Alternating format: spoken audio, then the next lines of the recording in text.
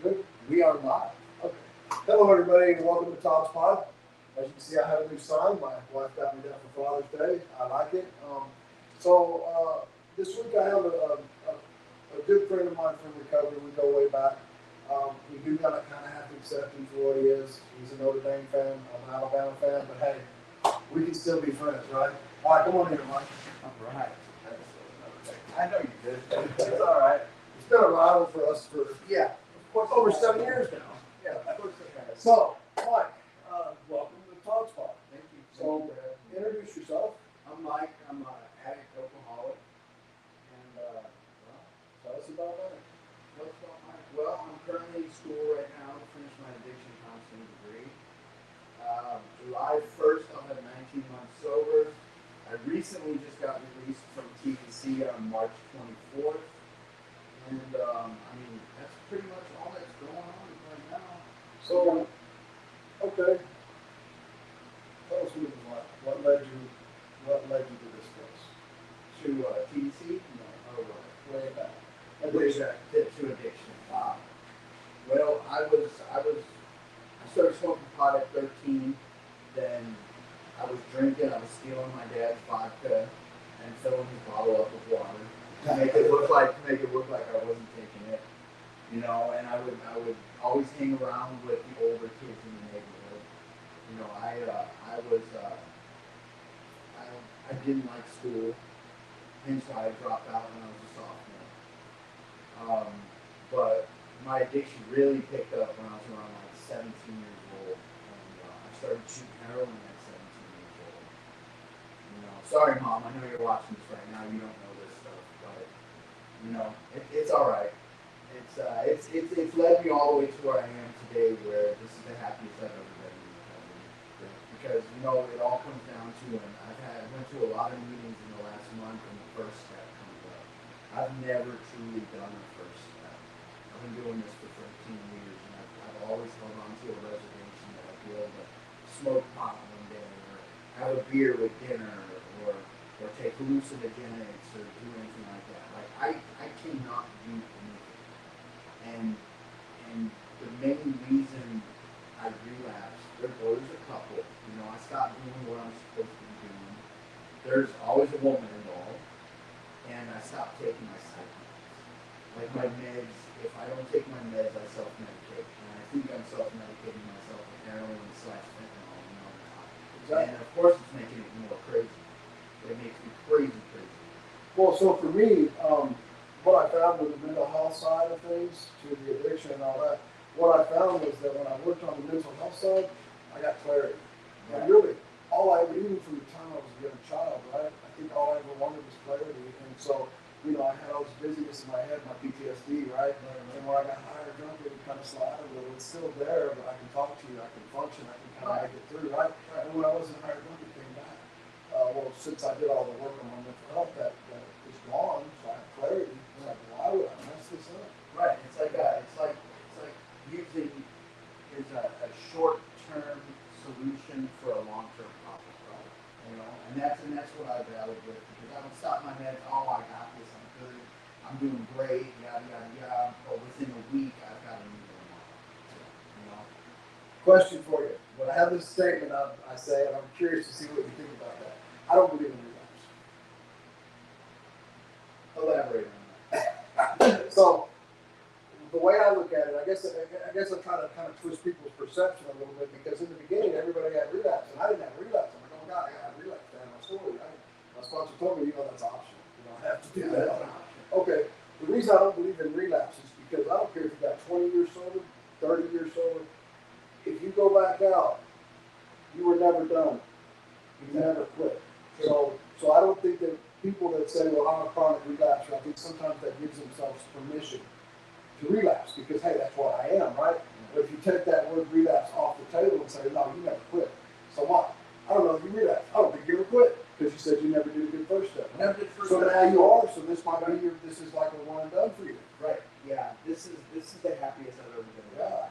But considering, you know, I have a friendship bracelet with my parole officer on my way. She knows I'm here right now.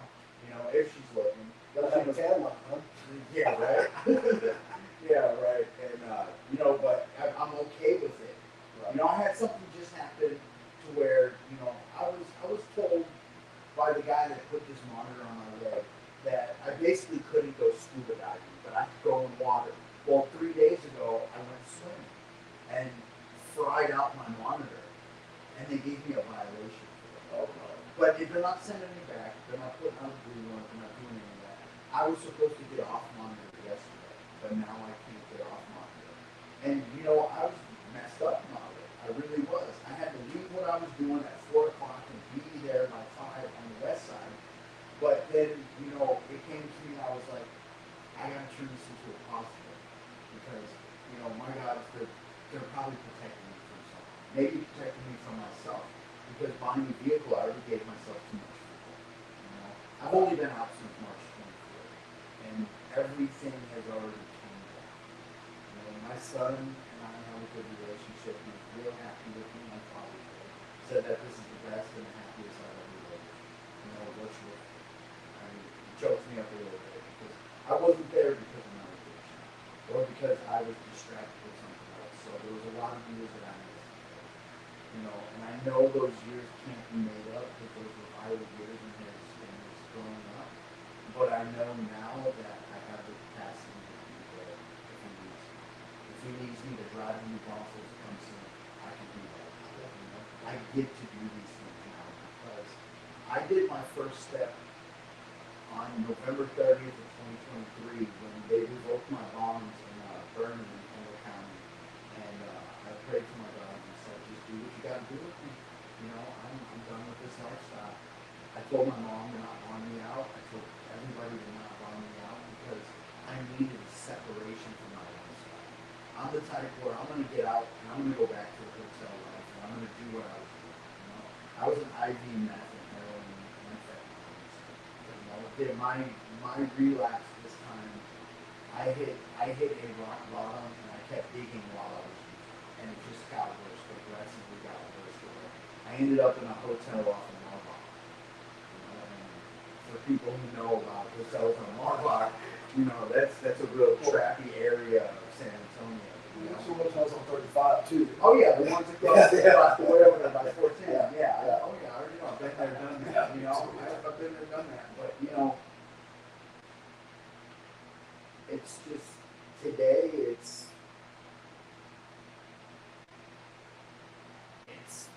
I mean, I'm honest today with myself. I'm honest with everybody in my life. That's the secret right there. And that's why I said it 3 times in how it works in the first paragraph. You know, I mean, they wouldn't emphasize that if it wasn't a vital thing. I've never been honest with myself. You know, the big thing that I was never honest with myself about was being an alcoholic. I'm a drug addict, and yeah, I know I'm a trash can drug addict, and I know that. But an alcoholic, I always use the excuse, oh, my dad was an alcoholic. Like, I hate alcohol. No, it changes the way I feel. So anything that changes the way I feel cannot go in my body because I'm going to want more, and then it's not going to be enough, and then I'm going to move on to something, and eventually I'm going to be under a bridge on the west side shooting heroin with puddle water. I hope it's a little black market. Right, exactly. You know. So you had some overdoses in the last little bit, haven't you? I did. In the 2 years of my relapse, I went down 6 times. 6 times. 6 times. And, you know, you would think the first time was enough. No, I had to do it a second time. And then so on with number 6. And it was all around fentanyl. Fentanyl-laced heroin that the guy I was getting it from was not telling me that it was fentanyl. You know, and I mean, everything has fentanyl in it. You know, and it's just to get people addicted. But I was very grateful that I am a true believer of keeping Narcan with me or in the house or other people who do have it, you know. The last one I had, somebody had to Narcan me while we were driving down I-10 home. And I don't remember anything from any of them. But, you know, obviously somebody's keeping me here for something. Exactly. You know? Obviously there's a reason that Of course.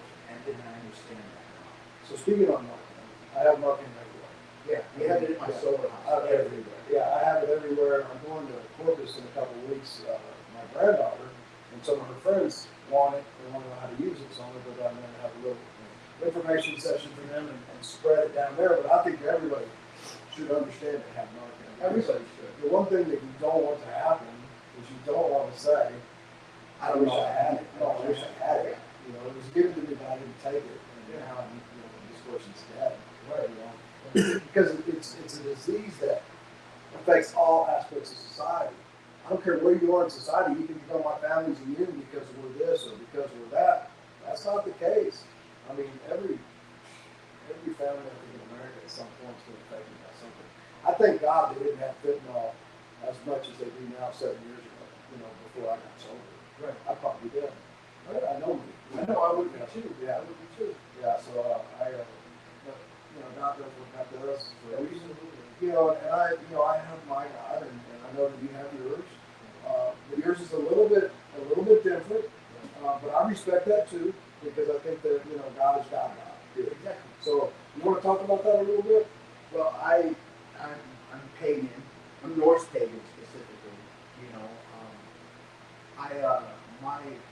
My heritage comes from Sweden, the Netherlands, all that little area of Scandinavia area like that.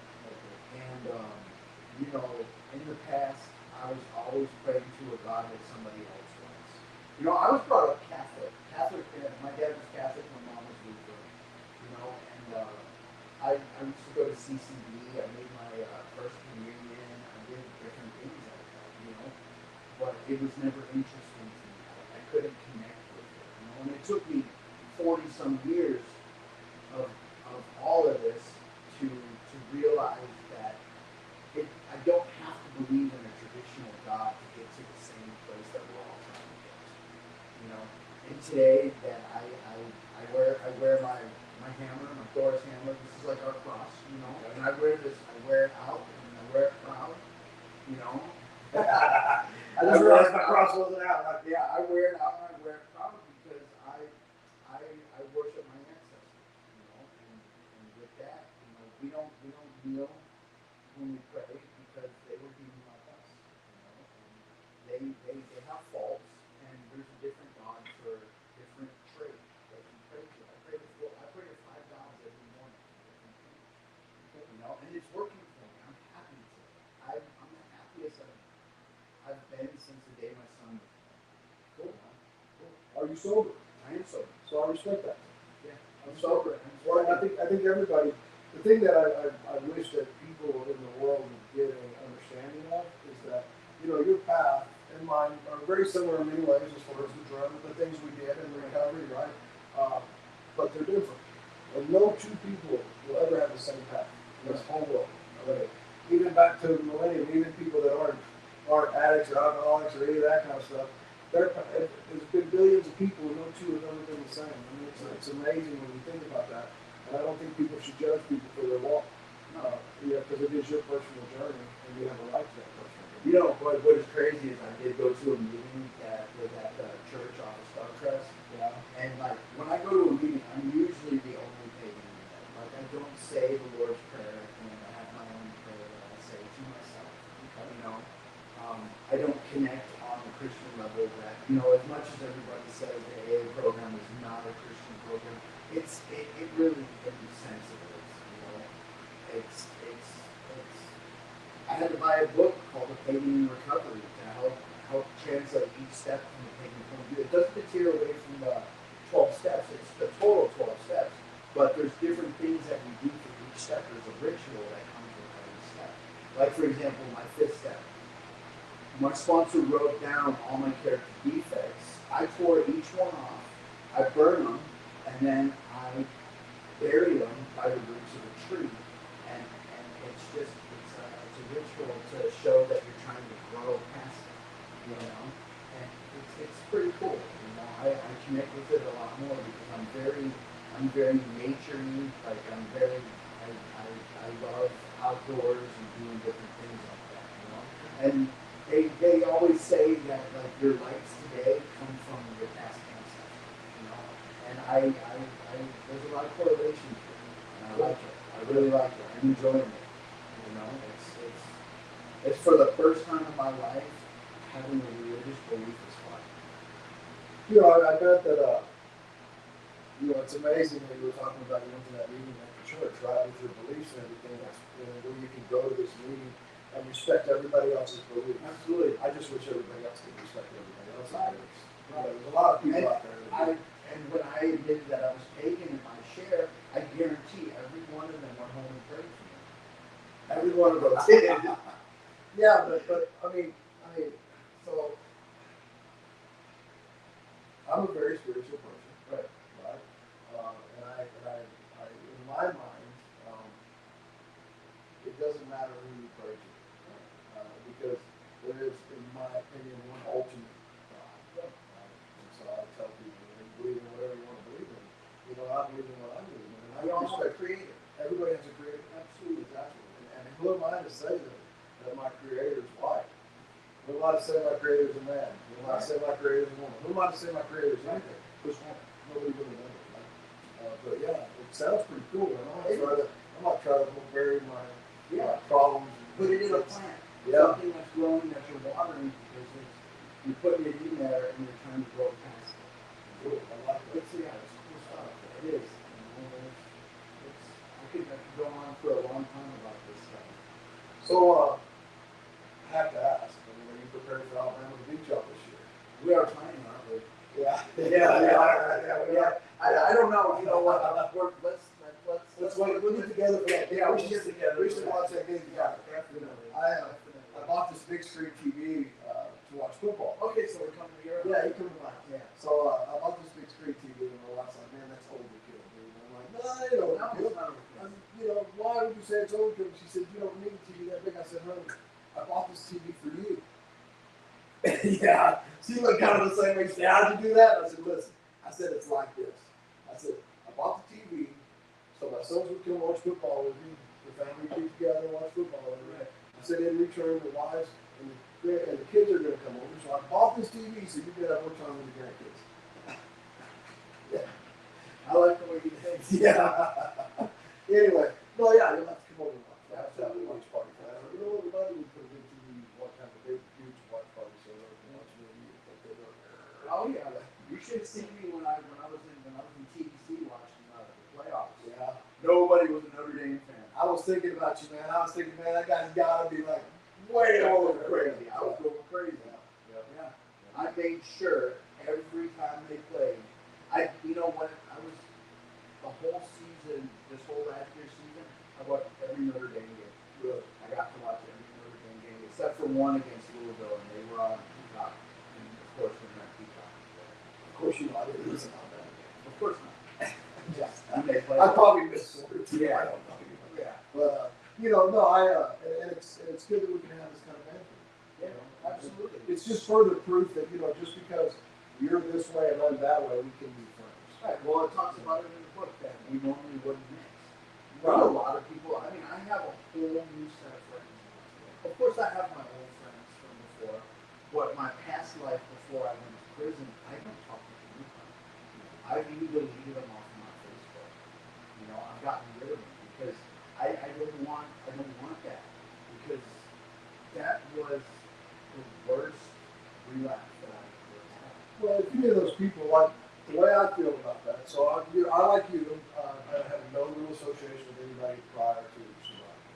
I've seen a couple of people, a couple of times, and, you know, yeah, anyway, so they were still out there, right? Right. But the way I look at that, and I'm sure you probably feel the same way, is that all the people that I hung with, they know exactly what I'm doing.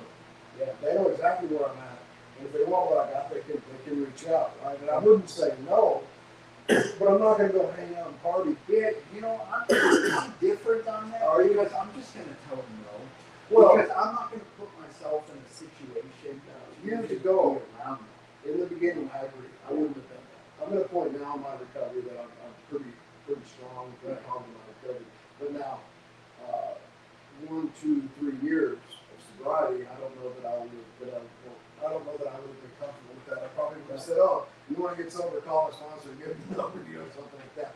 But it's at a point now. I feel like that everybody knows, you know, and if somebody really wants it, they know what to do. They've watched us. They know what to do. They know where to go.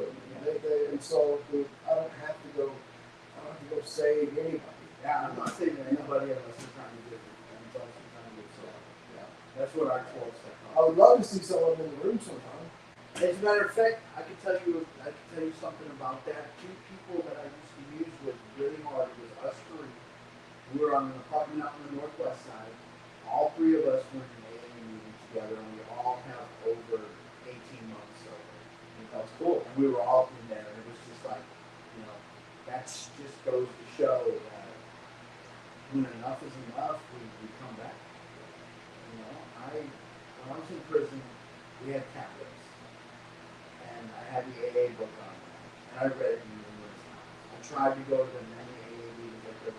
There was no step work involved. I could do 1, 2, and 3, but I can't fix a shit in my head with the shit in my head. So I'm not doing a 4-step. I'm definitely not doing a 6-step. So 1, 2, and 3 was all that I got. But now, I have a sponsor, a guy that I've known for 8 years, and he was the first one that I came to mind. I'm working on my main stuff right now. I'm ready to start sponsoring. I'm ready to get back into it because I know that this is the only answer for me. Well, we can't keep it if we don't give it away. Exactly. This is the only answer for me. It is a selfish program in many ways, but we can't keep it if we don't share it. I've tried everything. I've tried to alienate myself and do wrongfuls away from everybody. But I'm a drug addict. If I want to find dope, I can find dope anywhere. I can't even take time on all of that. So you know what I'm saying? Like I know exactly what you're saying. Yeah. I know exactly what you're saying. Yeah. I have to be very real. So for me,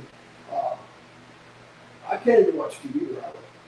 Oh, I watch everything. I have to be, dude. I have such an addictive personality that so I'm bad about it too. If a show comes on that I like, I'll find it where it's streaming, and I'll watch every freaking episode till it's done. Right, that's what Nothing I did. Like, yeah, I watched Landman in one day. Yeah, In one day.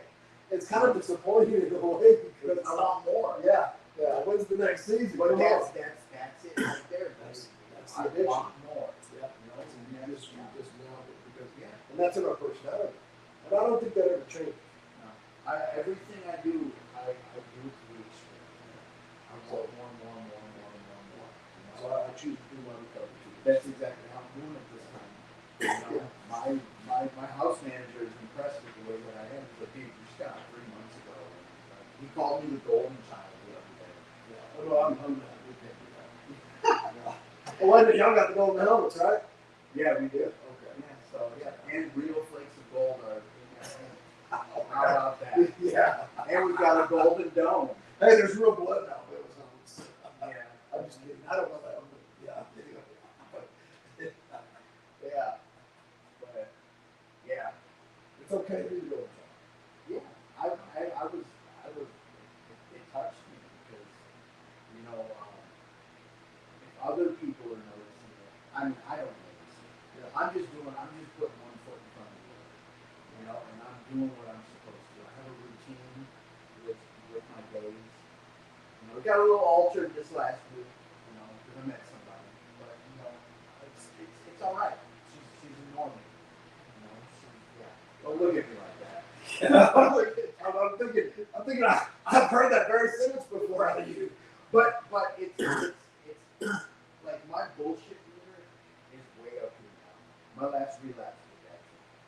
Like I know how to pick out a situation that's it's gonna be toxic. I don't have time for drama. I don't have time for that shit anymore. Well, the one thing that you said that I think is probably going to be a great benefit for you is that self-honesty. Because the easiest person for us to lie to is ourselves. When I went into ITP, my daughter told me, she said, "Dad, it's a make me a promise," and I don't make promises to my honor. Well, I told her, I said, "What do you think?" She said, "Promise me to be honest." And I was still kind of fast because I like not. Yeah, I can be honest. She said, I said, "Know that with yourself." And I'm like, and I was put back a little bit, but I made that promise. Probably the smartest thing I ever did because it allowed me to bring out things that nobody knew about. Like my childhood, like the abuse as a child, the sexual, physical, all those things that happened that my abusers were dead. They didn't tell anybody, right? But if I'd left it in there, they would have gotten it eventually, right? And so that self-honesty, I think, is super huge. And the fact that you say that is good because it's not an easy place to get to. It's not, but I think the gift of desperation has come that made me want to do it like that. Because after doing the first step honestly, I was able to do everything after that in an honest way. This is the most honest fourth step that I've ever done. You know, and in order in doing that honest fourth step, I'm gonna be honest with my sponsor. I'm comfortable with my sponsor. So, you know, everything that I tell him, he's probably done.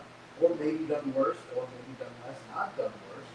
But at the same time, it's a no judgment zone. You know? Like Planet Fitness talks about, no judgment zone. You know? But it was like no judgment. You understand it. I mean, it's part of the addiction. You know? That's why I'm going to school for what I'm going to school for. Yeah, I was fixing to bring that up. I was going to talk about, current. So you're going to school for addiction counseling. Yes. Okay. And you got, 16 hours to I go. got 16 hours to go. I should be done in the spring with my practicum, graduating in May next year.